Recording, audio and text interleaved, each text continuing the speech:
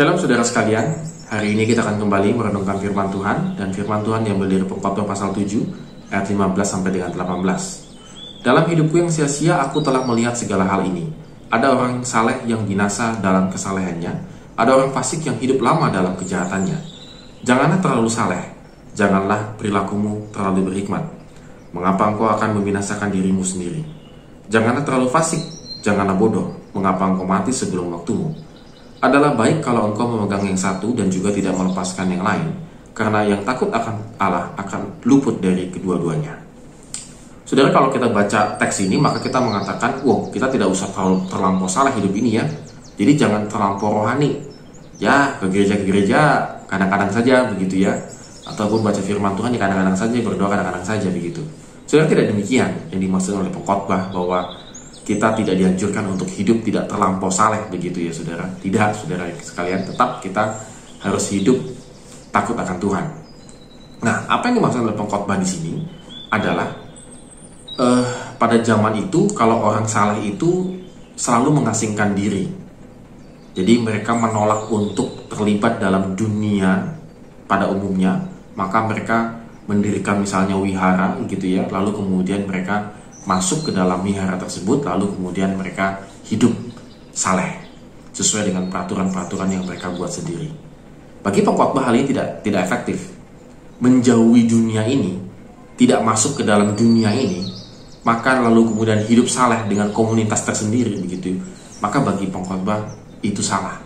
Itu kesalehan yang membinasakan dirimu sendiri.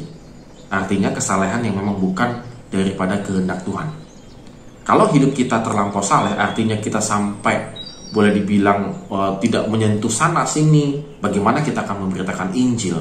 Bagaimana kita menjadi garam dan terang di dalam kegelapan? Tentunya kita harus seperti domba yang diutus ke tengah-tengah serigala, begitu saudara. Artinya kita tidak anti dengan dunia ini. Saudara, tidak mungkin kalau kita anti dengan dunia ini, saya rasa kita menjadi orang aneh di tengah banyak orang. Misalnya kita melihat sesuatu lalu kita akan komentari, wah itu tidak salah, itu tidak baik, tidak rohani, semuanya tidak rohani begitu saudara. Maka kita akan menjadi orang yang aneh begitu. Tetapi sebenarnya yang dimaksudkan pengkhotbah ini bagaimana hidup kita ini bisa menjadi garam di tengah kegelapan itu. Di satu sisi yang lain, kita juga sama, jangan terlampau fasik hidup kita ini. Seolah-olah kita mengatakan, oh orang yang baik, orang yang datang ke gereja itu orangnya munafik juga kok.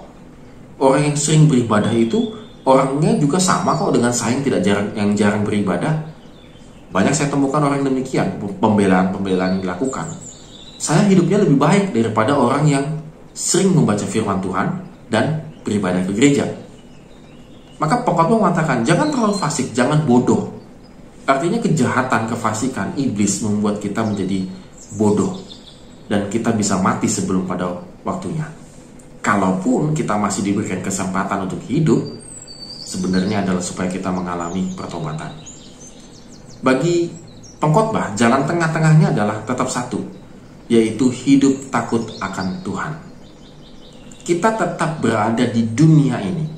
Kita karena bagian daripada dunia ini. Tetapi cara hidup kita takut akan Tuhan, sehingga kita tidak terkontaminasi ataupun kompromi dengan kejahatan-kejahatan di dunia ini. Saudara, saya ingin mengilustrasikan seperti bunga teratai.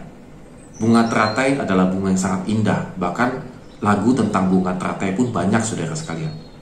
Tetapi keunikan daripada bunga teratai ini, keindahannya itu harus berada di dalam kolam yang keruh. Dia bisa bertumbuh dengan sangat bagus ketika dia berada di dalam kolam yang sangat keruh. Cukup aneh bukan? Seharusnya di air yang bersih, mengalir, dan lain sebagainya. Tetapi dia berada di tengah kolam yang keruh, tetapi dia tetap menghasilkan satu bunga yang indah. Begitu juga dalam kehidupan kita, saudara sekalian. Walaupun kita hidup tanda petik di tengah dunia ini yang sangat jahat, tetapi kalau hidup kita tetap takut akan Tuhan, maka kita tetap bisa menjadi orang yang berkenan di hadapan Tuhan. Amin. Tuhan Yesus memberkati kita semua.